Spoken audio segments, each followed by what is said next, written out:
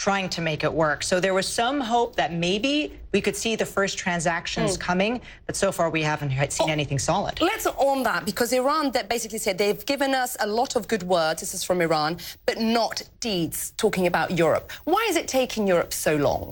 Well, this is a really tricky thing to do. I mean, the U.S. has said essentially any trade with Iran, barring humanitarian needs, is completely out. These sanctions are tough and they're going to get tougher. And Europe has been saying, well, maybe we can find some sort of a currency workaround where with the trade only between the EU and Iran.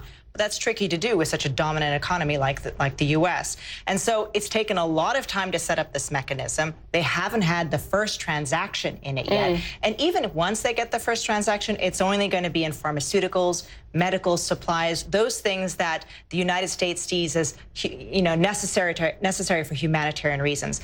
They're not getting into the big trades yet. And I think that's why Iran is getting really frustrated, saying you made all these promises for trade and now they're falling through. And what we heard today, in fact, Sam, from Iran was the fact they are feeling the pinch. All this coming just days after suspected attacks against 2 foreign tankers in the Gulf of Oman. We heard that report from Fred Plykin. So mistrust between both countries clearly an all-time high. Now, you've just written a piece, Sam, for CNN.com, and you say in your piece, Iran benefits the most from these increasing tensions. Explain to our viewers why.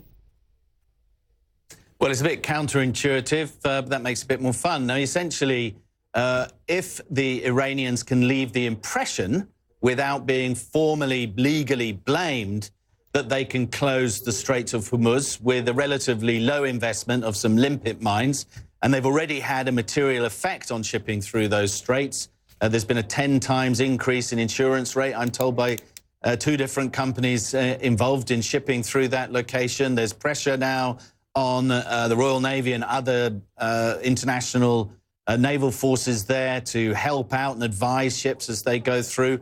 They can conjure up memories of the tanker wars in the 1980s when the US Navy was involved in protecting shipping, Iraqi shipping mostly, from being attacked from the Iranians and driving up oil prices and insurance rates and so on. So for a relatively low investment and no blame, they've been able to send this signal that they can have material effect on the well-being, particularly of the Europeans. Remember, a quarter of the European Union's exports goes to the Gulf.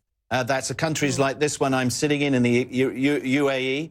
So closing down that kind of route is catastrophic economically for